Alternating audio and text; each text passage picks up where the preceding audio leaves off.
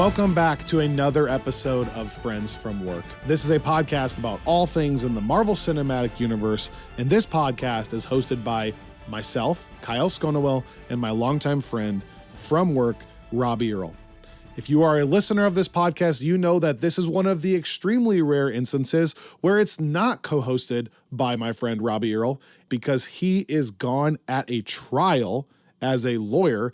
He should be back next week. We'll be back full swing, diving into Secret Invasion Episode 5 with him, and I'm looking forward to that. From what I've heard, the trial's going well, which makes me super happy. We have so much stuff to get to today. The majority of today's episode will be covering Secret Invasion Episode 4, which was fantastic. And I will be joined by my lovely wife, Annika Sconowell, here in a minute. But there are quite a few things I wanted to quick catch you up on and take this time to do so. So first of all, we have a spin-off podcast called Screensaver, where we are covering other non-Marvel projects. Basically, any non-Marvel film or TV thing that we would cover in the past on Friends from Work is now falling on Screensaver for free. So you just need to go to Apple or Spotify and subscribe to Screensaver over there. Why do I tell you that? Because we are now 5 episodes deep and it's been so much fun. If you were into The Last of Us, we have an episode on that. We have an episode of Spider-Man Across the Spider-Verse, which is my film of the summer thus far, over on Screensaver, as well as we covered The Flash, Indiana Jones and the Dial of Destiny, and then most recently, this weekend, Mission Impossible Dead Reckoning Part 1, which was absolutely unbelievable. So that episode's actually already available on Screensaver now if you have seen Mission Impossible Dead Reckoning. Again, don't check that out until you've seen the film. I know there was some weird pre-screenings and stuff, so some of our listeners have already seen it. But it's officially releasing this weekend, and so that episode will be out on Screensaver and probably populated on Friends from Work. If you are interested in Mission Impossible Dead Reckoning, and you absolutely should be, it's unbelievable. That episode, co-hosted with a friend of mine, Stephen Matthew, is really fun and available now and will be on Friends from Work this weekend. So I want to be sure you're not missing out on all of the other blockbusters that we are covering this summer on Screensaver. Secondly, we are not finished over on Screensaver because we are still dialing up our coverage for Christopher Nolan's Oppenheimer. Christopher Nolan's my favorite director in the world, and we only get movies from him every 2-3 years or so, and so it's always a massive event. I've heard amazing things. I'm actually going to get a chance to see Oppenheimer really soon, so an episode covering that will be available on Screensaver as well, and you won't want to miss it. Lastly, I just need to give a shout out to something I may be touching on over on Screensaver or on Friends from Work Plus. If you're watching on Spotify or on YouTube, you can see I'm wearing my NFC Minnesota Vikings Pro Bowl hat. Why am I doing that? Because today, a documentary released on Netflix called Quarterback, following the lives of Patrick Mahomes, Kirk Cousins, and Marcus Mariota. Why am I bringing this up today? 1, because I think it's going to be awesome just to watch in general if you're a sports fan. 2, because Kirk is one of my good friends and I am heavily invested in this documentary. And so I really think you should check it out. There is some music from me and some friends in the documentary, and I'm excited to talk about some of the behind the scenes of that show as well. And I think I'll be doing a few episodes on it, either on Friends from Work Plus, which is a Patreon or Substack bonus feed you can get from Friends from Work for $5, $15, or $25 a month, or also dropping an episode, maybe reflecting on it on Screensaver as well. So be on the lookout for that. Lots going on this summer, so much content. I think this week we literally had an episode every single day. All right, my wife is on her way over. We're going to quickly start off by talking about a couple of big Marvel news things that happened online this week, and then we're going to get into everything that made Secret Invasion Episode 4 so fun. So without further ado, please welcome my lovely wife, Annika Sconowell. All right, Annika Sconowell, making her triumphant return back to the podcast. Thanks for having me back. This is Episode 3, right? You did Ant-Man way back in the day. Yes, yep. And then did a brief blurb on Andor. Yep. On Friends from Work Plus. That was and awesome. Now, look at you. Secret Invasion. Who would have thought? Who would have thought? Invading the podcast. Also, not so secret. Oh, that's true. Welcome back to this makeshift studio. What do you think about my podcast studio? This is awesome. This is legit, you guys. I wish you could be here and see this is awesome. If they were here, they would see that my light is stacked on T-shirt boxes and makeshift TV stand here with the artwork. This is great, though, guys. Yeah, wow. If they were here, they probably wouldn't be able to see anything, though, because it is all very close together. There would be no space. So every time I have someone on, I always say, you and I go way back. Yeah. In this case, Yes. you and I actually go way back. Yeah, the wayest back. The wayest, is that a word? The furthest back. Before we say anything about us, Robbie wants to start this tradition of getting to know our guests by saying, don't rank them, but who are 3 of your favorite MCU characters? Black Widow, Iron Man, and it's so hard to pick Spider-Man. Just so people know Just where you're love coming it. from. Yeah, I just love them all. Is that But because those of are my top 3. our daughter and Spidey and His Amazing Friends? Or I mean, it certainly helps.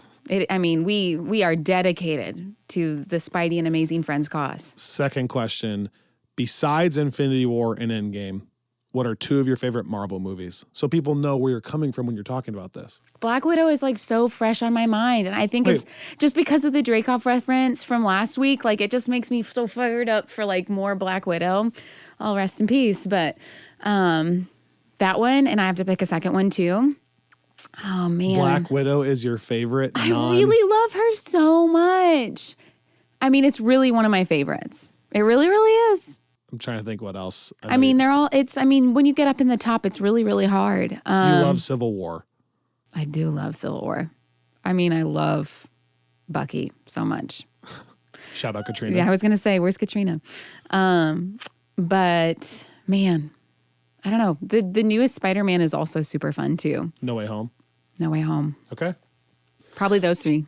You and I met in high school, high school sweethearts, started dating, and then dated for a long time, got married right out of college. I moved to Nashville. You stayed in Michigan. And then we got for married. college, and then we moved. After college, we got married and moved down here together. And here we are. Don't look back. Who would have thought? Look at us. Yeah. Hey. Look at us. I'm excited to have you here. We're going to talk about Secret Invasion episode 4. But before we do, 2 pieces of breaking Marvel news this week online, both of which I just want to get your quick reaction to. Sure. So first of all, there was a screenshot of Deadpool and Logan walking down a street or on a dusty road. Yes, there was. In their comic accurate suits, the yellow suit for Wolverine. Let's go. If Logan was in the MCU as a character, that might be a top 3 for you. Oh, yeah. What were your reactions? Super excited. Oh, I can't. We've talked about this, and I think you've talked about it on the podcast before too. But literally, I cannot imagine Wolverine being anybody else besides Hugh Jackman. And it's so fun to see him in that 90s outfit, because that is like, when I think of my childhood, it is that Wolverine, it is that show, which you can rewatch now, and is also like crazy to rewatch some of those stuff that we watched as kids now. But I'm super, super excited. I actually haven't watched any of the Deadpools. So I'm interested to see how that influences what I know of the Hugh Jackman Wolverine. But yeah, I'm very excited. That's the breaking news from friends from work too, which is that I haven't seen the Deadpool films. Now, before you jump all over me, when those movies came out, they weren't in the MCU.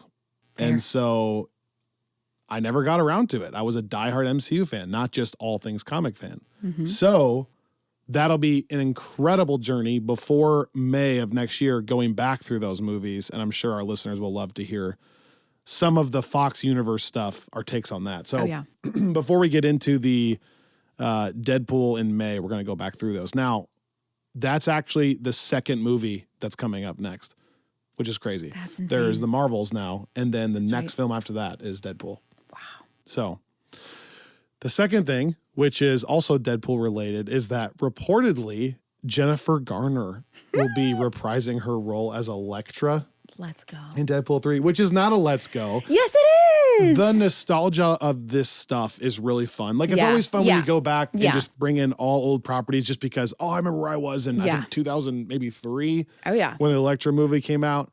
And like Daredevil with Yeah. Ben Affleck. Well, yeah, Which that's what I was going to say. we I've never recently seen the rewatched. Elektra movie, in my defense, but I was obsessed. That might have been maybe one of the first superhero movies I've ever seen. This is like in the era where you're like just old enough to go to the movie theaters by yourself, but you can't drive yet, at least in my situation. And I remember meeting my friends there, and like it is so broody, and Ben Affleck is so gorgeous. Like I just I loved it. And obviously love Jennifer Garner. We rewatched it. It's one of the worst things I've ever seen. It's really bad. It's so bad. But Colin Farrell throwing knives at people and stuff. Yeah. So, it's always fun to bring those things up. So I Yeah. get that. But this is a funny thing to be taking off on the internet because Elektra is objectively and universally accepted as one of the worst comic book films ever. Yeah. And bringing it back. And here we are. Now, there's a rumor from some other personalities that maybe Deadpool has to take down the Fox universe. So he has to stop like that Daredevil and that or something. Oh, that would be fantastic. And that's the way to like put the Fox universe to bed. And then, he joins the MCU or whatever. Yeah. And that's how he can come over. And maybe that's how Logan gets over. But yeah, so Logan in his comic accurate suit and then Jennifer Garner as Elektra. We'll see how that goes. Yeah. All right. I think let's just get into Secret Invasion episode 4. You just watched it at home. Yeah. I just watched it here at the studio. We haven't talked about it at all. Yeah.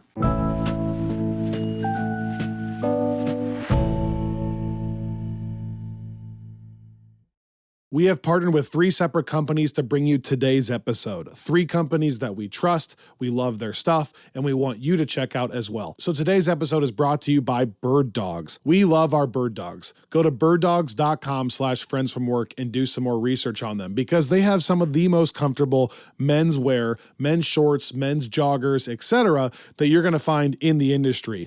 These shorts that I'm wearing right now, and you probably saw me wearing throughout this episode already, have an interior liner that makes them extremely comfortable, basically built-in underwear. They are stylish, comfortable, you can wear them anywhere. We are huge believers in Birddogs. Like we talked about last week, Robbie actually had a pair of Birddogs that he had gotten before this partnership, and so it's perfect that we are now teaming up with Birddogs. Birddogs.com/friendsfromwork, or use our promo code FriendsFromWork at checkout to receive a free Yeti-style tumbler with your purchase. So not only shorts with built-in liners, but also a free Yeti-style tumbler if you use our promo code FriendsFromWork or go to birddogs.com/friendsfromwork. You're going to look cool. You're going to feel good during this hot summer.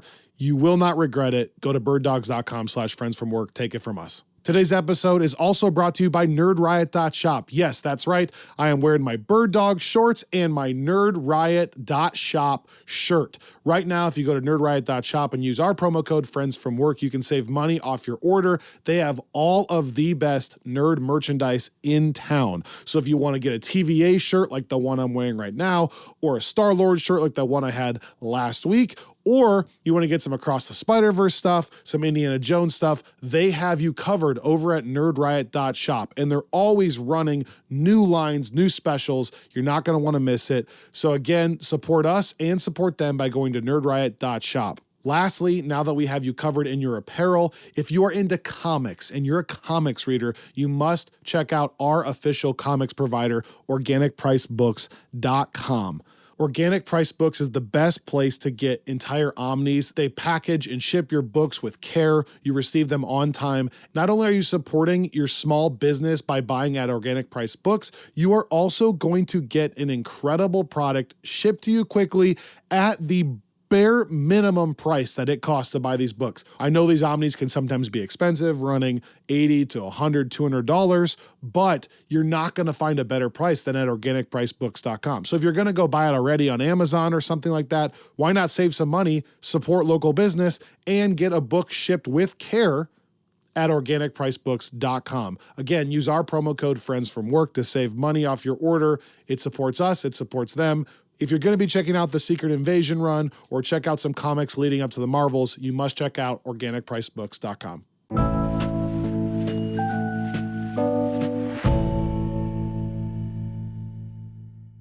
I have a few notes, but they're not extensive on this episode. I have no notes. So first of all, are you enjoying Secret Invasion this far? it is so fun. It's definitely darker, but everyone casted has been awesome. Like even the people that I didn't know super well. I forget who's playing Gravik. Do you remember his name? Ben Adair.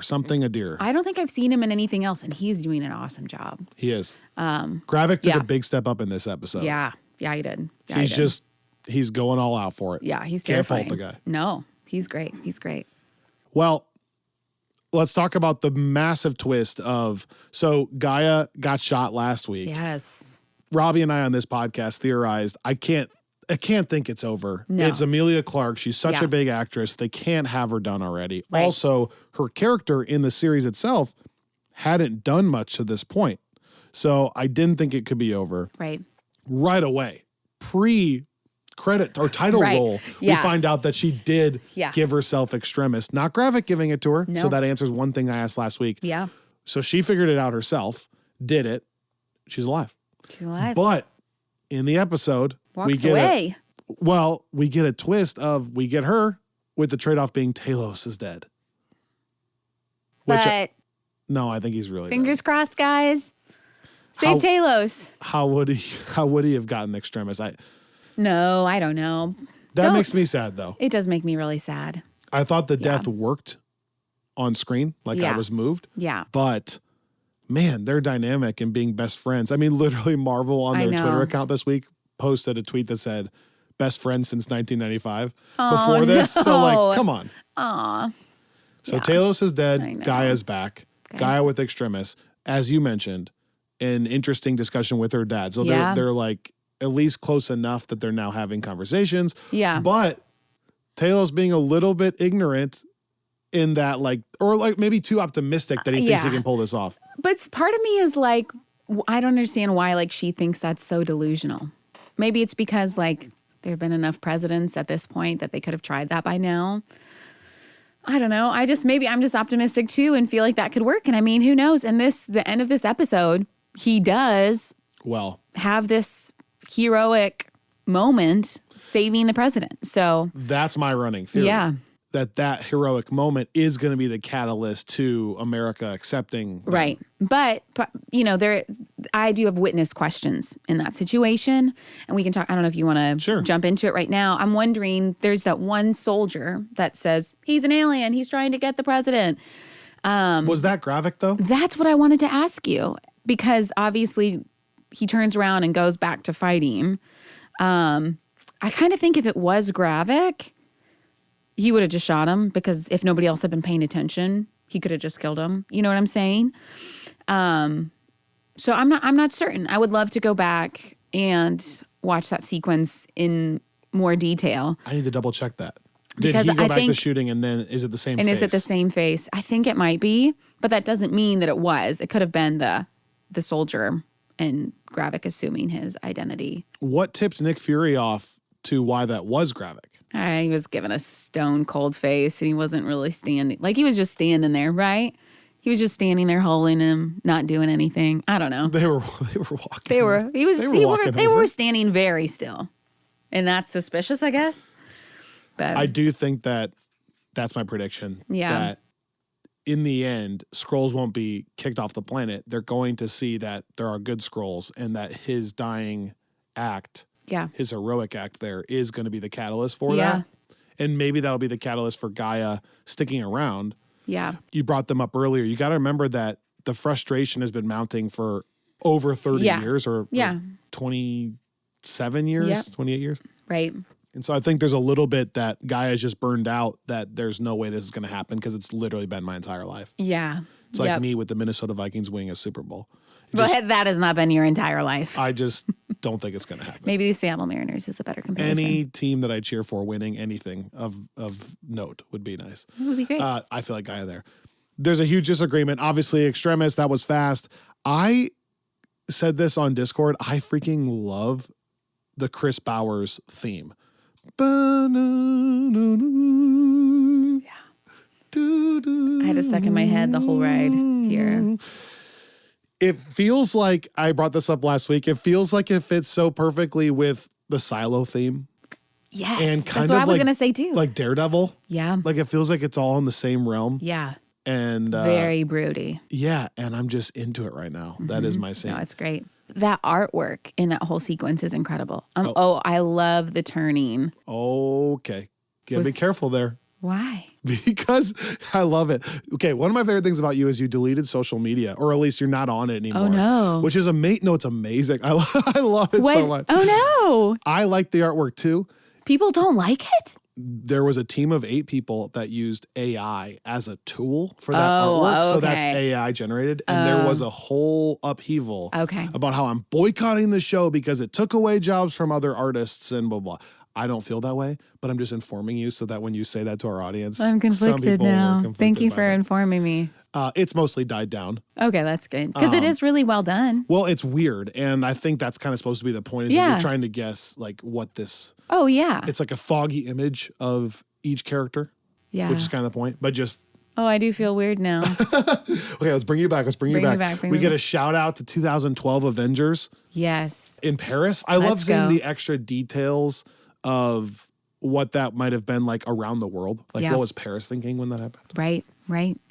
And I thought we got, and you can speak to this, I thought we got a fairly moving backstory to Fury and his wife. Yeah. That conversation they had at the dinner table. Yeah. After the crazy Rhodey thing. Right. Which we can talk about Rhodey, but let's talk about his wife first. But absolute magnificent performance from Sam Jackson, I thought. Yeah, I thought so too. It was like a half-hearted, well, no, it was a very heartfelt apology. It wasn't really an apology, though. That's the one thing. It was a really moving moment. I still kind of want him to own up and explain a little bit more. He's really not talking about why. He's borderline an anti-hero a little bit in that, like, he won't apologize. He's never been an all-good guy. Yeah. That's fair. And I think part of it to me, though, is like, I just want some explanation. Now, he holds everything close to the chest, so I understand that. But like, man, this is your wife. Like, I feel like some explanation is owed still. But it was a moving moment between the two of them. And I mean, I did think for a second, like, did they really just shoot each other? Mr. and Mrs. Smith style, where they both didn't shoot. And Yeah, I'm interested to see where that goes. I think in the trailer of Secret Invasion, we still have a shot that hasn't been seen in the actual episodes yet of Gaia. And I think, based on her hairstyle, his wife, like back to back with guns. Okay. So I don't think she's finished in the series yet. Oh, definitely not. Definitely been a surprise character. Like, we didn't know much about her ahead of time. I actually don't even know the actress's name right now, which is horrible because I think she's doing a great job. Yeah, she's doing awesome. But I say that because it wasn't part of the billing ahead of time because they wanted that reveal to be unique. But she's still going to play a larger role. He tells her to run. Yeah. What a sweet story, by the way, of the way that she took on that persona. Like, I thought that was really sweet. Okay, sweet and important. Yeah. Here's why. I'm just now starting to put together some of the details of how these scrolls can shapeshift. So like, let's go back. In Captain Marvel, we see that they can look at somebody, like when they're getting out of the water at the beach, right, and immediately just put on their persona. But I'm guessing that is not as like locked in because they haven't studied or they're not under that machine. Yeah. Like there was a line in episode 1 of this show where Gaia says the longer you're in your human form, the more it like sticks. Oh, yeah. So I'm guessing that the Captain Marvel thing is like, okay, yeah, they can look at, even in the joke in Captain Marvel, they can look at like a dresser, wear a wardrobe and turn into it. That's the joke, remember? But it's like, it can be that, but that's not like a long lasting thing. The second thing, like with Ross in the first episode, who is a Skrull. Right. What does that mean for where Ross actually is? Because we see that sometimes that means they're in that machine. Right. But now in this episode, we find out with Fury's wife that they're not always in the machine. In this case, she got the host's permission, let her die, and then just assumed the role as if she was her daughter. And or was the daughter. Existing relationships with parents. But you see what I'm saying? Crazy. It's different ways of doing it. Right. I think what's different in that case is she was taking the time to get to know the person still, versus like and with her permission, sharing this information. You know what I mean? Yeah. So that's I think the key difference versus like being under mind control. I would assume that Agent Ross is in captivity under one of those little machine things. You think he's in there? I do, because he was one of Gravik's soldiers. He's not dead though. Not dead. Like, and I mean, this is probably a good point to transition to Rhodey, because I think it's the same situation with Rhodey. how far back though? So with Ross and with Rhodey, when did this new scroll find enough of a clear image to assimilate their bodies so seamlessly that they're not caught? Yeah. So they had enough research and time on it. Right. I think it is not that long. Not that long. I think it's got to be sometime post Falcon Winter Soldier. That's what we talked about. I think the Falcon and Winter Soldier Rhodey is actually Rhodey. Yeah, definitely. But definitely since we've seen him here, it's always been the scroll. Right. So sometime post that. Which, I don't want to be offensive here. Was the person who was a scroll a female scroll? Yeah. Sure looked that way. That's what it looked like. Yeah. So we don't even know who that is yet. No. There's no way that that's going to end up being Soren, right? Talos's wife that was assumed dead. That would be crazy. Yeah, that would be insane. Because we haven't seen that on screen. Okay. Yeah. I need to double check that again. That almost felt like that might be what it is. That's why I wondered. I was like, are we supposed to know who that is? But I don't know. She looked kind of what I would assume to be younger for a scroll than what Soren probably would be, but I don't know. Are all Skrulls' eyes so bright blue? Because that's what I'm wondering. I'm like, are those her eyes? Well, I'm thinking about in Far From Home we saw her, and that's not that long ago, and she didn't look super old. Yeah. As a Skrull, the Skrull version of her when she assumed Maria Hill in that post-credit scene. That'd be crazy. That's still a lingering question. What happened to the actual person if the person we're seeing is a Skrull, and when did that switch happen? Yeah. Yeah, because we don't see, but they have a lot of people down there. You know what I mean? Like there's like lines and lines and lines of machines. Including the other, like the Fox News guy and the Prime Minister. Yep. They're in there, I think. Yep. I thought it was pretty heartbreaking given the conversation that we were going to get between Fury and his wife, that Fury had to sit in and listen on that betrayal, kind of. Remember, that was a cool reveal that he was listening in on the earpiece. Although part of it made me think that was him putting it sad, but also, I mean, she clearly was resisting action. So to me, it didn't feel like, oh man, just more like, okay, this is part of it. She is part of it. But also, Rhodey is clearly not Rhodey. Right. This is a very aggressive Skrull Rhodey. Yeah, super Even the aggressive. way he talks is different. Very overly confident, especially like in the context of the government. He's always been extremely professional, kind, I think is fair to say. Mm-hmm. Now, he's cocky with Tony when he's interacting with Tony. I don't know that I've ever seen him be cocky with Fury. Mm-hmm. But part of that is maybe I don't know that we've seen Rhodey interact with Nick before, have we? I don't think so. Ever? Fact check me on that. Somebody out there. Oh, for sure. Are you sure? I don't know. Yeah, now I'm thinking about it, but for sure. Oh gosh, this is like Marvel trivia on the spot. I don't think so. I can't think of a time. Because I'm just thinking of the Avengers movies. How about Age of Ultron, when he's flying the helicarrier, Rhodey shows up and helps Tony get people off his six. For sure. So he's in there talking to him on the comms. But I haven't I'll hold your own if we get through this. Yeah, but I didn't. But he's not talking to Fury. He's on the comms with them. But you don't. But do you remember a conversation? I know this is so oddly specific. I don't know. I don't think so. And like when he shows up in Civil War at the farmhouse, Rhodey's not there. That's Age of Ultron. Oh, that's Age of Ultron. Yeah, Rhodey's not there. That's before what I'm talking about. Rhodey makes his appearance in Ultron. Civil War. He's definitely on the side of the Accords and stuff, but Nick's not there. No, he's not there at that scene. Wow, I don't know. What a total tangent. Mystery. Do you know what Pappy Van Winkle is? I don't. That drink? I don't. I was wondering if it was something oddly specific. It's oddly specific, and I just laughed because, well, first of all, I don't really drink a ton, so I'm not an expert in this. But Pappy, he's not joking when it's like $5,000 a bottle. Yeah. I know people. It's real?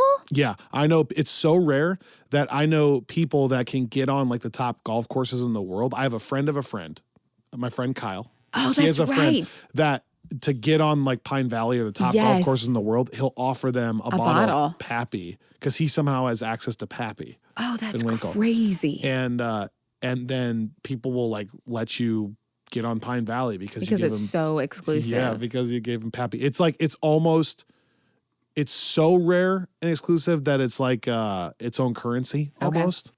So when he says $5,000 of liquid whatever gold, he's not kidding. Yeah. So there you go, Pappy Van Winkle. Look at that. I'm sure Liquid some of our Tracker, listeners, which is probably nanotech, right? So he tells them kind of the truth. I'm assuming there's like nanotech in the liquor. That's kind of funny. I love seeing that Nick Fury still got it. Yeah, like, he that's does. what I like. I know. That even when he's being funny, Yeah. I thought Sam Jackson was a star here. Yeah, he was really good. This is the first time well, no, it's been really good, but this is a time where I'm like, okay, he's really killing this show. In general, I loved the tension across the board. Yeah. Like the scene with his wife was just tense. Yeah. Even though it was just dialogue. Yep. The scene with Gaia and Talos was tense. Yeah. Even though it was just dialogue. Then the actual battle, which looked pretty cool, was pretty intense. Yeah. I just felt the tension. And then that sequence with Rhodey that we're talking about. Yeah. Felt, because like, Sam Jackson knows. Kind of bombed it with the president though. Rhodey did. That conversation where he's like, did you drink a bottle of bourbon before? Yeah. So I was like, well, kind of a tip off to the president that this is not Rhodey. To me, I'm hopeful that will help him buy into the story more if he truly was unconscious for the whole thing and doesn't remember any of it. I think you're right. Why else would they have gone out of their way to show us that sequence? Also, if there are any survivors at all, I'm anticipating not all some people got away. I'm hoping so, and not that the Skrulls come back and murder everybody later. But I'm hoping that some of the soldiers survive and recognize Colonel Rhodes literally, what is this, war machine, is like sitting inside his car not doing anything. Yeah. Like literally an Avenger is just sitting here while we are getting our butts kicked. Right. This isn't normal. So I'm hoping that's at least enough for suspicion for him. And that at least some of them saw Talos besides the one, which I imagine there were several that were helping, protect Citadel. So Citadel. There's I think they use Citadel in The White House Has Fallen as well, that movie with Gerard Butler. Yeah. What other questions do you have from this series? Where do you think we're going? Man, I don't know. Part of me really does believe and think that if we're going to like asking permission for the Skrulls to stay, it's hard for me to imagine that all of the Earth would be like, absolutely not. I mean, we already are hosting as Guardians. Right. Like, there are other, I guess there aren't that many. Namor's people. Yeah. Wakanda's a separate thing. Although like it kind of makes me think like, and literally if they can survive in radioactive areas, it's not like an issue of like, where could you live, But as Robbie said, it's not only that they can survive it, it's not like those are very rich areas. Yeah, for sure. They need some remodeling. But maybe they could. They could. Shout out Chernobyl. Yeah, I'm interested to see what Gaia does here because she's still not totally on Talos' side. Does the death then stir her to fully join that route? Yeah. But I also am just interested, and I don't know if we'll get backstory here. Maybe we'll get backstory in the Marvels, the film. Yeah. Why couldn't they find a planet? I know. Like, why did Captain Marvel feel that hardcore? She's been incredible at everything she does. Why couldn't they find a planet that works? Yeah. Every planet was inhabited, I guess. Well, clearly she hasn't been great with communication with Carol? Monica. No, with Monica. Like, clearly she's kind of, Monica Rambeau, I'm talking about, just being disappointed and doesn't seem to have a great taste in her mouth with Carol either. So seems to me like there's some missing pieces. It sounds like she never really did come back. It is my understanding. But I'm hoping, we get some more of that retcon. Maybe more in the Marvels. Maybe a bold prediction here of a post-credit stinger with Carol showing up. Surely. Leading towards that. Although we already had that with Miss Marvel. So. Right. But again, for obvious reasons, because that's what the plot I'm wondering is if the stinger is going to be again, more of a justification why I've been out in space. Clearly, he is still avoiding the natural issue at home, but there has to be something more that he was doing besides just sitting on his butt. You know what I mean? Nick? Yeah. Or Sorry. Fury? Yeah, Nick Fury. Yeah. Maybe I'm a Skrull. I called him Nick. His wife called him Nick, I thought. Yeah. I am curious what the escalation of the actual machine is going to be. Yeah. How many other people have had access to that machine? Is it going to just end up being destroyed? I'm pretty certain that Gravik will end up. Like I said, I think Gravik's going to not make it. I think that there's a chance that Talos' death inspires Americans to be like, no, we'll host a lot of the Skrulls and they can live with us and we'll figure it out. Yeah. But I am curious how that leads into the Marvels then. Yeah. Is that still then about Carol on the side looking for a planet for them? And do they ultimately all get like ships to come down and take them away? Yeah. Where would they even get the ships from to do that? They'd have to ask Guardians or something. I don't know. You know what I'm saying? I don't know with that space station what they have access to. It looks massive. Yeah, we haven't seen the humans have the light speed travel side of it, but maybe they've developed that. Maybe that'd be a twist. Yeah, again, I'm just so intrigued by that cut scene at the end of WandaVision with Monica, with the Skrull being like, hey, you got an old friend up in space. And like clearly so amenable to Monica and not like trying to murder everyone in sight. So it just makes me interested to see what else is going on there. No doubt. This was another let's freaking go minus, somewhere like an A- range for me. I'm loving this show. I'm not sure it's as like twisty as like in my preference, like the massive twist that I got with Moon Knight and WandaVision. Yeah. I don't know if this show's going to have that side of it, but there are no concerns in this show. Yeah. So far for me. Like Right. there's no acting dip. No, there's they're all no great. visual, this is off, that's off, nothing. Yeah. In fact, some of the visual effects on like Talos slowly turning into a Skrull was such a cool use of like makeup and prosthetic. Where He it's looked like he half and was half. fighting it so hard, Yeah. but he just couldn't.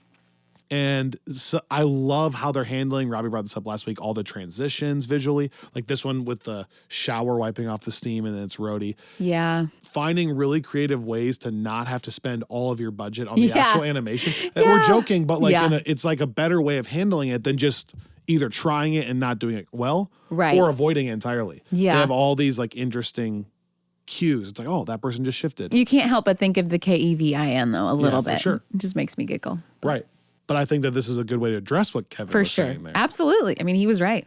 How about you? Overall thoughts on the show this far? Yeah, it's just really fun. I mean, it's just you do feel like this tension the whole time, wondering what's going to happen. We're not to Assassin's Creed level, like who's going to die, but somebody seems to be dying almost every episode now, so maybe it will turn that way. I don't know. But yeah, just the visuals are awesome. The acting is fantastic. You just definitely get this tension. How are we going to come to a solution?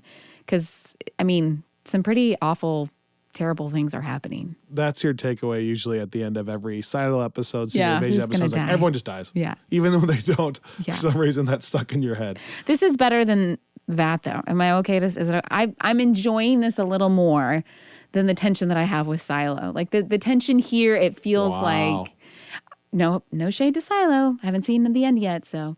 But I just really feel. I mean, you just feel more connected to these characters, and you really want them to work it out. And I really think they will. It's partially Call me because an we're- optimist.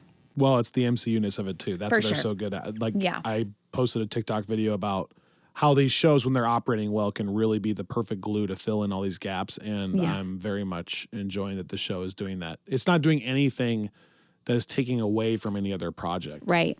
Can I ask a question? Please. Do you think, this just popped into my brain, is there any way that the Marvels is taking place pre this? While Nick Fury was Like still up before there, he comes back down? I don't think they would go backwards. Yeah. I really hope not. There might be shots, But I wondered if there's like a way that, flashbacks. because it seems to be such a gap between WandaVision until now. So I'm just wondering if there's a way. It goes backwards. Well, and there are timeline police out there that can help. TVA. Hey, Yeah. shout out nerdriot.shop, like my TVA shirt. Let's go. Because what's the timeline of this versus Miss Marvel? Because that post-credit scene, we do see that Carol and Miss Marvel are already flip-flopping. You're right. So that's already happening. Then in the trailer of the Marvels, we see that that's happening. Yeah. Because Kamala is out in space and she sees Nick Fury up there, whatever. Yeah. So but this don't is know the post- exact timeline of that, Yeah. though. But okay, so Monica could have been working on the space station for a while, I guess, theoretically. They're going to be very tied. I know Yeah. that. So there might be flashbacks, too, to that era. Maybe which so. I would actually appreciate. Yeah. As you said, it's a pretty large gap that they're only referencing here. Maybe they'll do a flashback and we'll get a little cameo of Monica real quick, sometime to explain why he's been gone again. Sorry to reference that often, but I would it's my biggest question is like why, outside of just escaping, your fears and stuff to go out into space. Why were you up there for Nick? Yep. I would like to see Emilia Clarke's character Gaia survive the whole series. I think it'd be cool to have her around for a while. There's a lot of running theories online that she's going to turn into this character called Abigail Brand. We won't get into that yet because I don't think we had that confirmed this week. Okay. Robbie can talk about it to our audience next week when he's back because it's a comics thing. And I just think in general, it would be fun to have her around for a while. Yeah, she's awesome. I am fascinated to see, like I said, what happens with Nick in the long term. Like if this whole show has been about how he's lost it and he doesn't have it, even his conversation with his wife, it's like he doesn't have it still. So how much longer can he still do this? Yeah. Even going forward with the Marvels, etc. My light just died on me. Hate to see it. Well, that's the makeshift part of the studio I didn't tell people about. Anyways, I don't know if there's a retirement for Fury. I don't know where that's headed. So there are a lot of questions still that I'm excited to get answered. And it's just been really fun to be in the ground level side of things. And there's, again, you just have such mystery of who's who and who's actually part of the team and who isn't. And so that's kind of fun too. Thank you for joining me. Yeah, thanks for having me. It's good to talk with you guys. You need to catch up on some of the summer blockbusters so you can listen to some of the screensaver episodes Robbie and I did. We got to get tickets to see Mission Impossible. I know. I'm seeing Oppenheimer. If anyone wants to babysit, let us know. Nashville. Come on. Our daughter's really easy. She's so cute. She's so cute. You can watch Spidey and Amazing Friends with her. Anything else you want to tell our audience while you're here? Thank you guys so much. You're the best. It's changed our life, and we're forever grateful. Wow. Super fun. You're an incredible community. Wow. I love doing this. We love doing this. We're happy that you guys can be part of it. We love having you on. Thanks so much. Thank you. And to all of our listeners out there, thank you for listening. Thanks for making us a part of your day. I hope you enjoyed Secret Invasion Episode 4. I'd love to hear your thoughts, as always. We say that, but I really want to hear from you. You can message us on our website, theffwpodcast.com, or you can find us on social media at the FFW Podcast. But please be sure to rate, review, and subscribe to this podcast wherever you get your podcasts, and tell all of your friends about it so we can grow this community. And like I said at the top of the episode, don't miss out on some of these screensaver episodes we recorded if you've watched Indiana Jones and the Dial of Destiny or The Flash or Across the Spider-Verse, and just now this weekend, Mission Impossible, Dead Reckoning. You're not going to want to miss those. Check those out. Be a part of that conversation. And you can find that by subscribing to Screensaver wherever you get your podcasts. Thank you guys so much. We'll be back here, hopefully with Robbie, I think, if everything goes according to plan, next week, talking about Secret Invasion Episode 5, as well as building up to Oppenheimer. Right back here on Friends from Work.